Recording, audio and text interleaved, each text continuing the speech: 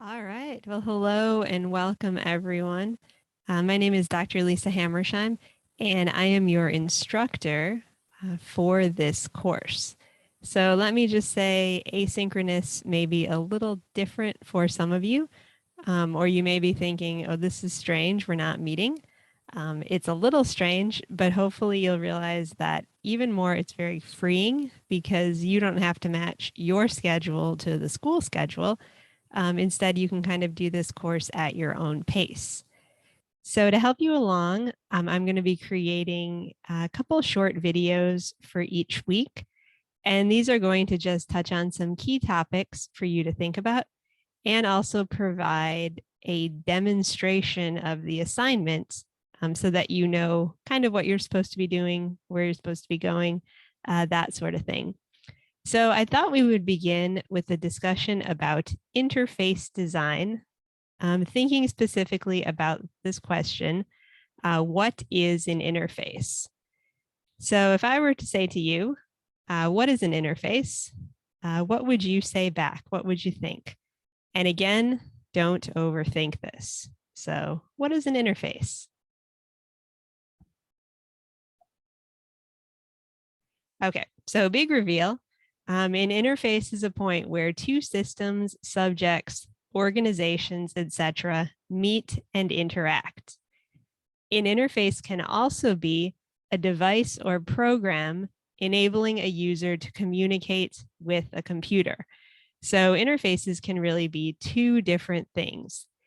And if you're thinking, wait a second, this course is interaction design, not interface design, we will get to why we're talking about interfaces in just a little bit.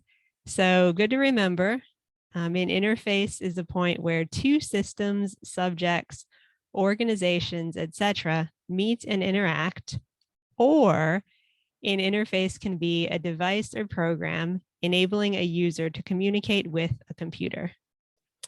Okay, so basically, interfaces are the access points where users interact with designs. So interfaces become access points.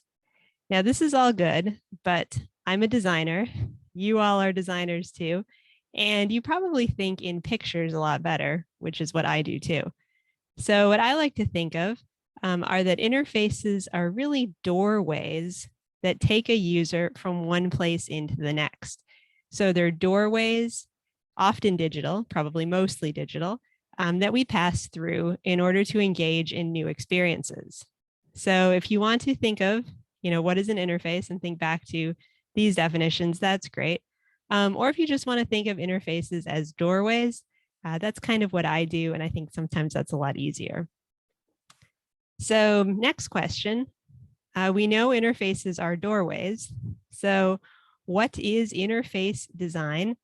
Or even more, what is user interface design? Again, just take a couple seconds, think about how you would answer this question. Okay, so thought of anything? Okay, so it turns out user interface design is the process designers use to build interfaces in software or computerized devices, focusing on looks and style.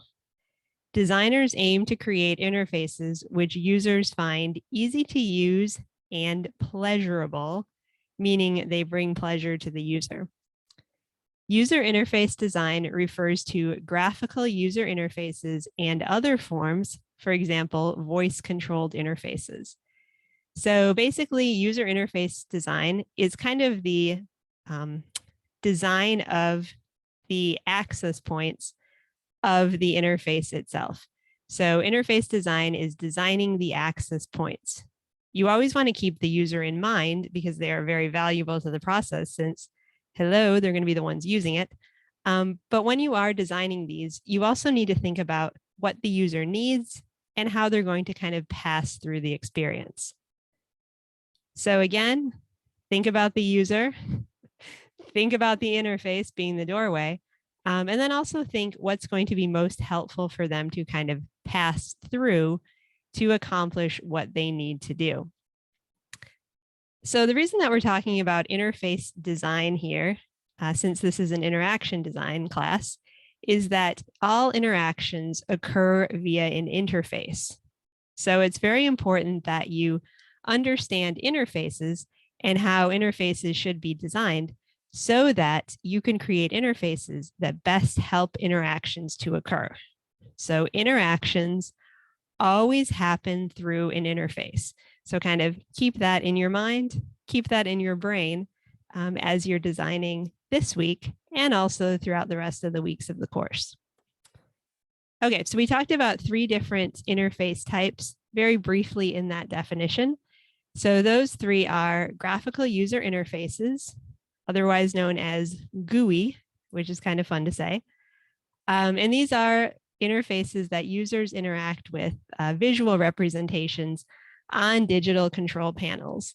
So your computer's desktop is a great example of this, as is your phone, or if you have any sort of buttons to push in your car, that too is a graphical user interface.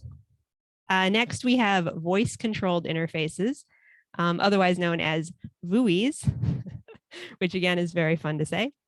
And these are interfaces that users interact with using their voices. So an example of this is Alexa or Siri or a digital assistant of some sort. So you call them essentially, you talk to them, and then you control them from there. And then finally, we have gesture-based interfaces. So these are interfaces that users engage with by doing 3D motions. And I used to think this was very funny. And then I started seeing a lot of video games and video game consoles and playing kind of virtual reality kind of metaverse things and getting more and more common that your body actually can become an interface itself. So here are a couple examples of popular interfaces. This is the good old Google. A bank interface, something you may or may not enjoy logging into. And then, of course, something that looks familiar to all of us, our Bunker Hill interface.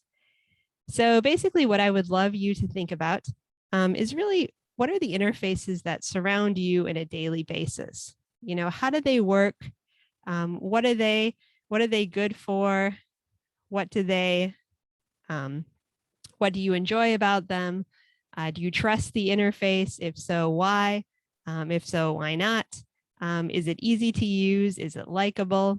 So really become aware of the interfaces that you're surrounded by this week. And as you do that, and as you kind of think through the experience of using an interface, it's really going to help you when we begin to design interaction experiences, because we can really begin thinking about what makes a good interaction, what it's like to be a user, and also, you know, kind of what goes into making all of this what it is. So with that, I'm going to close down this video and wish you a good week of thinking about interfaces. And yeah, enjoy.